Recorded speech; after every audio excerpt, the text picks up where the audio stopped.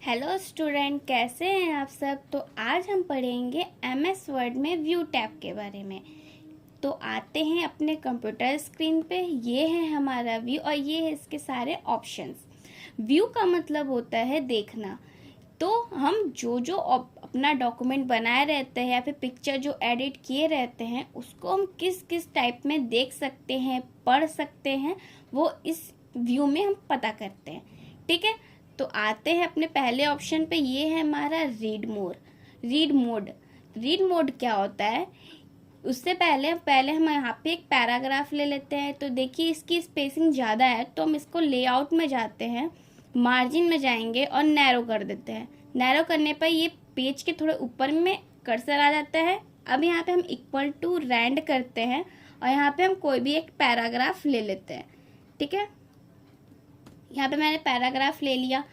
अब देखिए इसको थोड़ा सा हम 2-3 पेज में कर लेते हैं। कंट्रोल सेलेक्ट करके कॉपी करके और पेस्ट कर देते हैं कि मेरा ये 2-3 पेज पे आ जाए। ठीक है, यह करने के बाद अब देखिए हम फिर व्यू में आते हैं और ये रीड मोड क्या होता है, इस पर हम क्लिक करते हैं तो ये मेरा एक बुक टाइप में ओपन होके आ जाता है। जिस तरह से मेरे बुक में 2 पेज होते हैं, एक लेफ्ट एक राइट, सेम वैसा ये यहाँ पे मेरे स्क्रीन पे ओपन होके आ गया है। ठीक है, अब हमको जैसे पढ़ना है वैसा हम पढ़ सकते हैं। चाहे मुझे ये पेज पढ़ना हो या फिर हम यहाँ से थोड़ा सा ड्रैग करेंगे तो हम ये दूसरे पेज पे भी आ जाएंगे। तो ये पेज पढ़ सकते हैं। नहीं पढ़ना है, ये वाला फर्स्ट वाला पढ़ना है तो हम यहाँ से ड्रैग करके यहाँ पे आ जाते हैं। तो आप जैसे करना चाहते हो वैसे, जैसा पढ़ना चाहते हो वैसा पढ़ सकते हो। अगर आपको यहाँ से निकलना है तो एस्केप दबाओगे आप तो निकल जाओगे कीबोर्ड से। ठीक है, देखिए ये है हमारा प्रिंट लेआउट क्या होता है, जैसे हम जो प्रिंट करने पे जो मेरा पेज दिखाता है वही होता है प्रिंट लेआउट। जो भी मेरा A4 शीट पे जितना मैंने बनाया है अपना A4 पेज पे, तो वही होता है मेरा प्रिंट लेआउट। वही पेज मुझे वो शो करता है, दिखाता है। अब देखिए यहाँ पे वेब लेआउट क्या होता है, इस पर आप क्लिक करोगे तो देखिए ये वेब के फॉर्म में इसको स्प्रेड करके आ जाता है, ये पूरे पेज पे फिल होके आ जाता है। ठीक है, तो यही होता है वेब लेआउट की ये वेब के फॉर्म में मुझे शो करता है ये। अब देखिए यहाँ पे आपको प्रिंट लेआउट का मतलब समझ में आ जाएगा। जैसे मैंने ये वेब लेआउट में कर दिया, ये स्प्रेड करके मुझे ये पूरा टेक्स्ट दिखा रहा है। अब हमको फिर से नॉर्मल पेज पे आना होगा तो हम यहाँ पे प्रिंट लेआउट पे क्लिक करेंगे। देखिए मेरा फिर से ये नॉर्मल पेज पे आ गया। आई होप आपको प्रिंट लेआउट समझ में आ गया होगा। अब देखिए यहाँ पे आउटलाइन क्या होता है, इस पे हम क्लिक करते हैं तो देखिए यहाँ पे पैराग्राफ जहाँ एंड होता है वहाँ पे बुलेट्स बन के आ जा रहे हैं। इसमें दिखा रहा है कितने कितने पैराग्राफ मेरे हैं, तो उसको वो हाईलाइट करके उसमें बुलेट्स लगा के आपको दिखा दे रहा है। तो ये होता है एक आउटलाइन का यूज। ठीक है, अगर आप यहाँ से क्लोज कर देंगे तो आपका ये हट जाएगा। फिर आते हैं हम व्यू में। अब देखिए ड्राफ्ट क्या होता है। ड्राफ्ट भी मेरा एक वेब की तरह होता है, लेकिन इसका ये पेज जितना होता है, जितने पेज में मेरा ये टेक्स्ट लिखा होता है बस उतना शो करता है, पूरा इसको स्प्रेड नहीं करता है, वेब लेआउट की तरह दिखाता नहीं है। ठीक है, अब इसको फिर नॉर्मल करना है, फिर हम प्रिंट लेआउट पे आ जाएंगे तो ये मेरा नॉर्मल पेज पे आ जाएगा। ये देखिए फोकस क्या होता है, इस पर आप क्लिक करोगे तो यहाँ पे फोकस मैंने रिव्यू टैब में भी बताया है कि फोकस का मतलब बस वो मेरे पेज को, मेरे डॉक्यूमेंट को शो करेगा। उसके सारे ऑप्शंस जो भी रहते हैं सारे वो हटा देते हैं। ठीक है, तो वो बस मेरा फोकस दिखाएगा मेरे पेज पे, जो हमको पढ़ना है उसी को दिखाता है। उससे अलावा उसके अलग से कुछ भी नहीं दिखाता।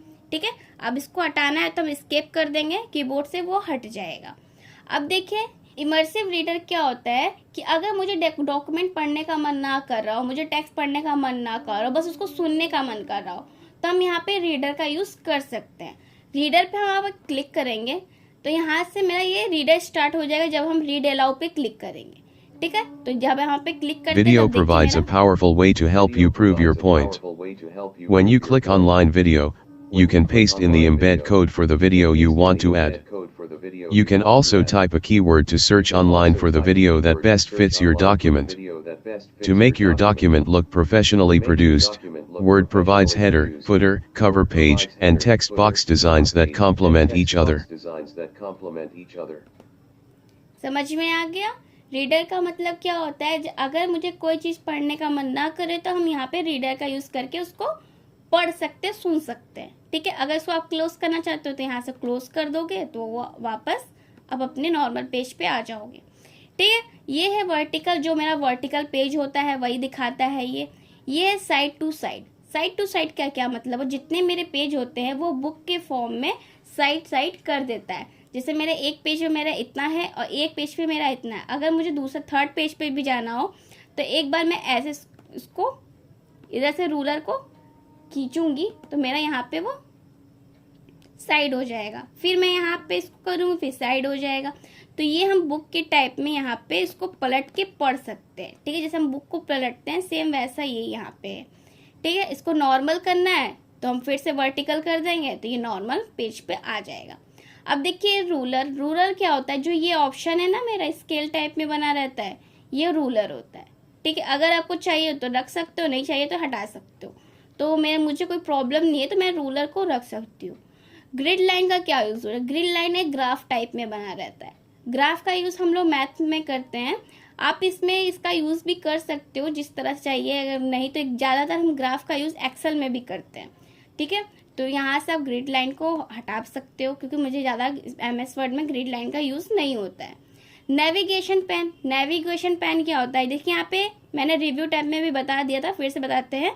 हेडिंग है, हेडिंग का क्या यूज़ होता है कि यहाँ पे अगर मेरा हेडिंग रहेगा तो यहाँ पे मेरा हेडिंग शो करेगा। मैंने यहाँ पे कोई भी हेडिंग नहीं बनाया इसलिए मेरा यहाँ पे कोई भी हेडिंग शो नहीं हो रहा है। पेज पे जाते हैं, पेज में यहाँ पे देखिए मेरा 4 पेज है। ठीक है, यहाँ पे बताता है मेरे पास कितने पेज है। अब देखिए यहाँ पे रिजल्ट में क्या होता है कि अगर मुझे कोई भी वर्ड्स ढूंढने हो, ठीक है, जैसे मैंने यहाँ पे यू ढूंढ लिया तो यहाँ पे देखिए सारे यू मेरा फाइंड होके आ गया।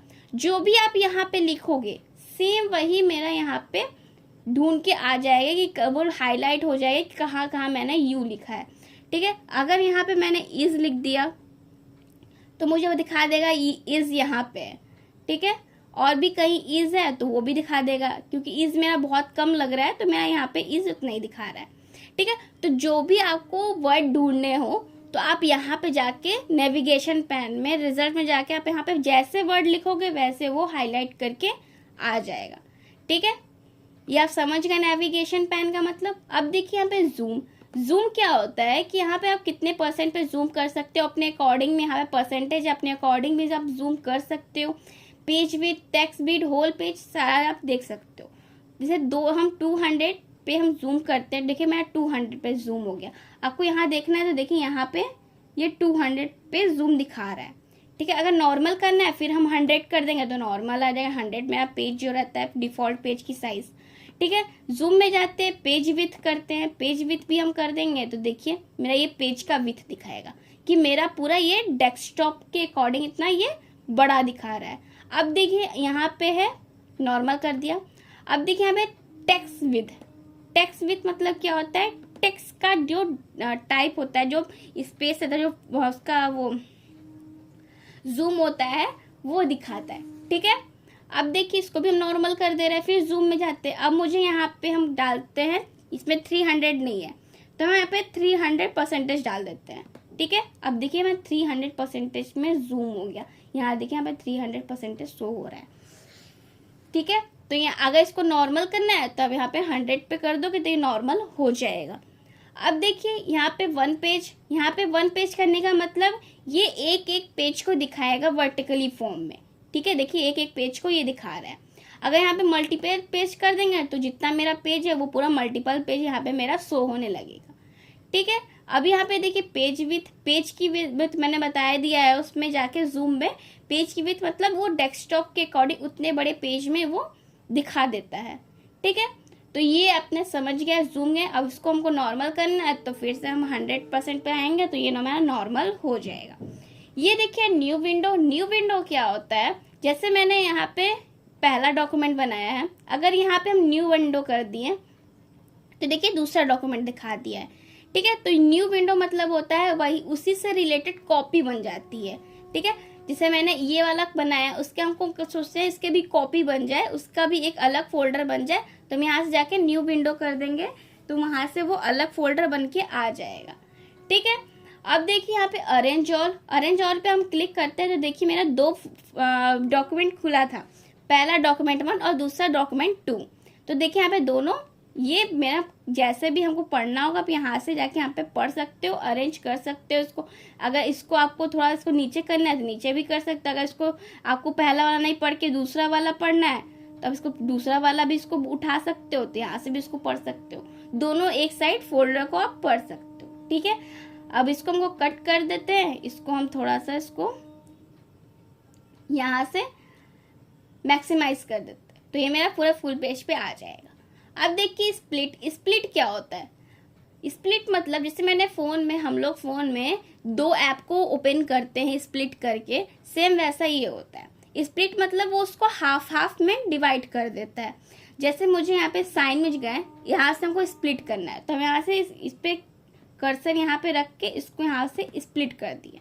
तो देखो आप, यहाँ से वो स्प्लिट हो गई, यहाँ से वो अलग हो गया, और यहाँ से ये मेरा अलग होके यहाँ पे ये अलग पेज दिखा रहा है। स्प्लिट मतलब वो वहां से उतना दूर का पैराग्राफ कट करके यहाँ शो कर रहा है, ठीक है। स्प्लिट का मतलब वो हाफ में उसको डिवाइड कर देता है, ठीक है। अगर आपको नहीं चाहिए तो यहाँ पे रिमूव स्प्लिट पे आप क्लिक करोगे, वो हट जाएगा स्प्लिट।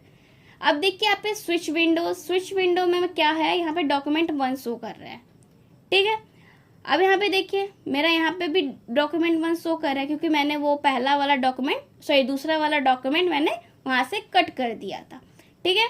तो हमें स्विच विंडो पे जाने से पहले हम 1 2 3 हम यहाँ पे न्यू विंडो बना लेते हैं कॉपी करके। मैं ये सेकेंड डॉक्यूमेंट बन गया, और फिर एक बार और क्लिक करते हैं, हमारा 3rd डॉक्यूमेंट बन गया।